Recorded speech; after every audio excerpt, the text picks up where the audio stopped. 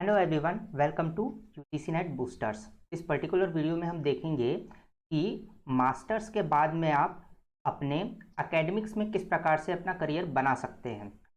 For example, यदि आपका masters complete हो चुका है किसी भी सब्जेक्ट से और ये आप यदि नॉन साइंस फील्ड के हैं, मतलब physics, chemistry, maths, life science, biology को छोड़ करके किसी भी अदर फील्ड से हैं, जैसे कि मैनेजमेंट, कॉमर्स, आर्ट्स, तो आप अपना करियर एकेडमिक्स में कैसे बना सकते हैं। मतलब कि आप रिसर्च के फील्ड में कैसे जा सकते हैं या असिस्टेंट प्रोफेसर कैसे बन सकते हैं किसी भी यूनिवर्सिटी या कॉलेज में। ओके, तो मास्टर्स के बाद में हमारे पास में मुख्यतः दो ही ऑप्शंस रह जाते हैं, या तो हम किस में जाएंगे, या तो हम एकेडमिक्स में जाएंगे या हम कहाँ जाएंगे, जॉब में जाएंगे।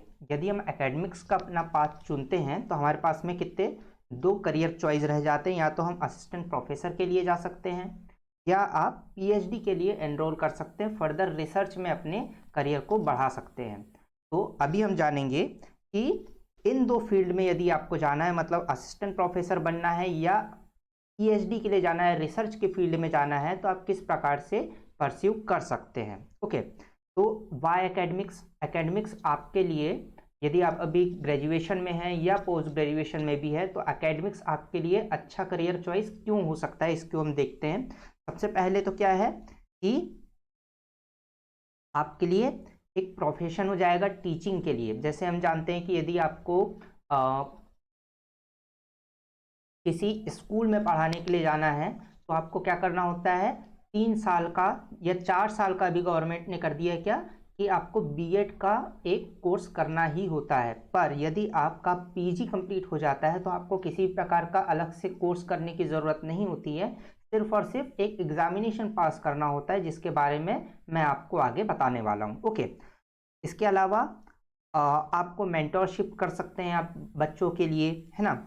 इसके अलावा क्या होता है, करियर बना सकते हैं आप रिसर्च में। केवल और केवल आपको साइंस फील्ड का होने के बाद में आप रिसर्च में नहीं जाना का है।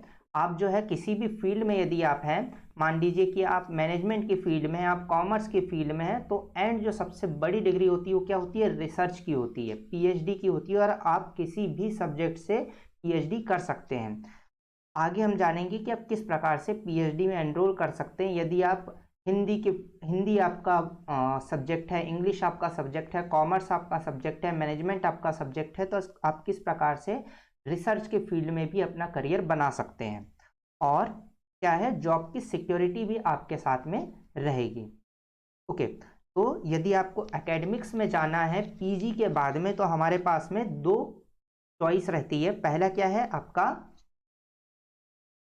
यूजीसी नेट जेआरएफ एग्जामिनेशन, या स्टेट जो कंडक्ट करवाती है सेट एग्जामिनेशन। ओके, तो अभी हम समझेंगे कि सेट एग्जामिनेशन क्या होता है और यूजीसी नेट एग्जामिनेशन क्या होता है। ओके, वन बाय वन हम देखते हैं। सेट एग्जामिनेशन क्या होता है, स्टेट कंडक्ट करवाती है, जिसमें क्या है बहुत सारे स्टेट्स अपना इंडिपेंडेंट सेट एग्जामिनेशन कंडक्ट करवाते हैं, जैसे Maharashtra and Goa, Tamil Nadu, Madhya Pradesh, Andhra Pradesh, Himachal Pradesh, Jammu and Kashmir, Rajasthan, west Bengal, north east का एक अपना खुद का सेट होता है, और कर्नाटका। ये सारे के सारे स्टेट अपना खुद का सेट एग्जामिनेशन कंडक्ट करवाते हैं। इसके अलावा क्या होता है, हमारा नेट एग्जामिनेशन होता है। यूजीसी नेट एग्जामिनेशन क्या होता है, पूरे के पूरे इंडिया में ये वैलिड होता है। जैसे हम सेट एग्जामिनेशन की बात करें तो ये पर्टिकुलर स्टेट वाइज ही वैलिडिटी अपनी रखता है। यदि आपने महाराष्ट्र सेट दिया है तो आप किसी भी महाराष्ट्र के यूनिवर्सिटी में जाकर के पीएचडी के लिए एनरोल कर सकते हैं, या महाराष्ट्र से एफिलेटेड जितनी भी यूनिवर्सिटीज़ है वहाँ जाकर के आप असिस्टेंट प्रोफेसर के लिए अप्लाई कर सकते हैं। पर यदि आपने यूजीसी नेट क्वालिफाई कर लिया है, जो कि एनटीए द्वारा करवाया जाता है यूजीसी के बिहाफ पर, अभी बहुत सारे हमारे पास में क्या आ गए हैं, नाम आ गए हैं, तो एक एक करके हम इसमें समझते हैं कि कौन क्या है। नेशनल एलिजिबिलिटी टेस्ट जो है वो होता है असिस्टेंट प्रोफेसर की मिनिमम क्राइटेरिया है ये। और यदि आप किसी भी स्टेट या सेंट्रल गवर्नमेंट की university including IITs and IIMs, आप जाकर के एनरोल कर सकते हैं फॉर पीएचडी। ओके, तो इनके क्या क्या फायदे होंगे हम आगे जाकर के समझते हैं। ओके, वन बाय वन हम देखते हैं कि यूजीसी नेट क्या होता है, हमने समझ लिया। यूजीसी क्या होता है, यूनिवर्सिटी ग्रांट कमीशन होता है, जो कि सारे के सारे यूनिवर्सिटीज और कॉलेजेस को एफिलिएशन प्रोवाइड करता है। ओके, तो ये एग्जामिनेशन कौन लेता है, एनटीए लेता है, नेशनल टेस्ट एजेंसी लेती है। ओके, इसमें आपके 2 लेवल्स होते हैं, जैसे कि हमने आईपीएस, आईआरएस और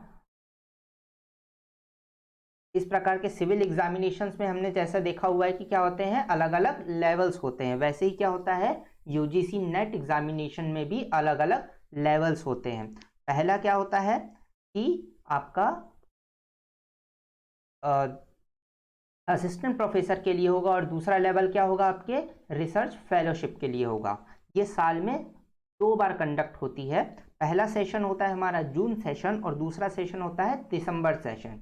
जून सेशन की अभी हमारी एग्जामिनेशन चल रही है। ओके, तो अभी पर्टिकुलर हमारा जून सेशन चल रहा है जिस समय ये वीडियो रिकॉर्ड हो रही है, और एग्जामिनेशन अभी कंडक्ट कराई जा रही है। इसके बाद में दिसंबर सेशन होगा। ओके, तो हर 6 महीने में एग्जामिनेशन कंडक्ट होती है। इसमें मोड ऑफ एग्जामिनेशन क्या होता है, कंप्यूटर बेस्ड एग्जामिनेशन होता है। आपको कंप्यूटर में जाकर के आपको सेंटर्स दिए जाएंगे, वहां पर आपको कंप्यूटर के ऊपर क्वेश्चन पेपर आएगा, आपको उसको टिक करना है। ओके, मल्टीपल चॉइस क्वेश्चंस होते हैं।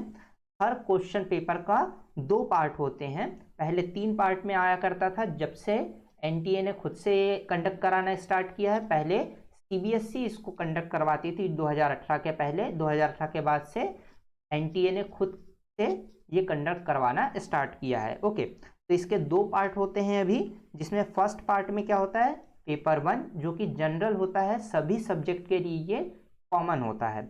और इसके अलावा क्या होता है, पेपर 2 होता है, जो कि आपका सब्जेक्ट स्पेसिफिक होगा। फॉर एग्जांपल, आपका यदि मास्टर्स हुआ है एमकॉम, तो आपका सब्जेक्ट होगा कॉमर्स। आपने मान लीजिए कि एमबीए किया हुआ है, तो आपका सब्जेक्ट होगा मैनेजमेंट। तो मैनेजमेंट का पेपर 2 अलग होगा, कॉमर्स का पेपर 2 अलग होगा, जो कि आपके सिलेबस के हिसाब से होगा। तो जो हमारा फर्स्ट पार्ट होता है उसमें 50 क्वेश्चंस होते हैं, 100 मार्क्स का ये होगा। और जो पार्ट 2 होता है वो 100 क्वेश्चंस का होता है, जिसका टोटल मार्क्स होंगे 200। ओके, इसमें आपको टोटल 180 मिनट्स मिलते हैं। पेपर 1 पेपर 2 एक साथ आपको दिया जाएगा, आप अपने हिसाब से जो है इस एग्जामिनेशन को दे सकते हैं, क्वेश्चंस को सॉल्व कर सकते हैं। इसके बाद अलावा एलिजिबल कौन कौन होते हैं इस एग्जामिनेशन को देने के लिए, सभी मास्टर्स डिग्री जो कि नॉन साइंस में आती है। ओके, नॉन साइंस की सारी मास्टर्स डिग्री में यदि आपका मिनिमम 55% स्कोर है फॉर जनरल कैटेगरी, और यदि आपका मिनिमम 50% स्कोर है यदि आप एसटी, एससी, ओबीसी या फिजिकली चैलेंज ग्रुप से आते हैं, तो आप इस पर्टिकुलर एग्जामिनेशन को दे सकते हैं। इसके अलावा क्या है कि आपके पास में मास्टर्स की डिग्री होनी चाहिए, या आप फाइनल सेमेस्टर में होने चाहिए।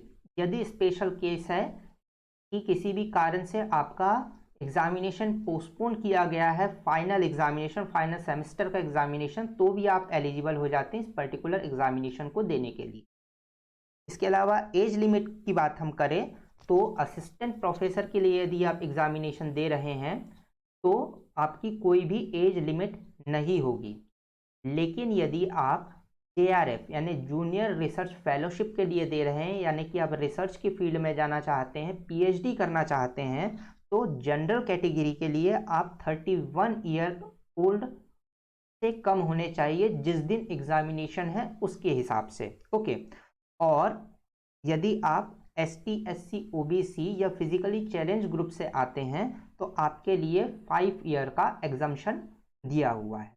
Okay, age limit for UGC net for assistant professor, सिर्फ और सिर्फ आप असिस्टेंट प्रोफेसर के लिए यदि एग्जामिनेशन दे रहे हैं तो कोई भी एज लिमिट नहीं है, आप कितने भी बार इस एग्ज़ाम को दे सकते हैं, किस भी एज लिमिट तक की आप इस एग्ज़ाम को दे सकते हैं। ओके, तो बेनिफिट्स, सबसे मेन बात तो ये है कि भाई इतना सारे एग्जामिनेशन के बारे में बता दिया, बेनिफिट क्या है, क्यों दे भाई, इतनी मेहनत करना क्यों है हमको, है ना। तो यदि हम एग्जामिनेशन के बेनिफिट की बात करें तो यदि आपने क्वालिफाई किया है फॉर असिस्टेंट प्रोफेसर, तो आपके लिए क्या होगा, असिस्टेंट प्रोफेसर के लिए 7th पे ग्रेड, 7वां वेतनमान जो है वो लागू होता है। आप किसी भी यूनिवर्सिटी में जो है अप्लाई कर सकते हैं फॉर असिस्टेंट प्रोफेसर, किसी भी कॉलेज के लिए आप अप्लाई कर सकते हैं फॉर असिस्टेंट प्रोफेसर।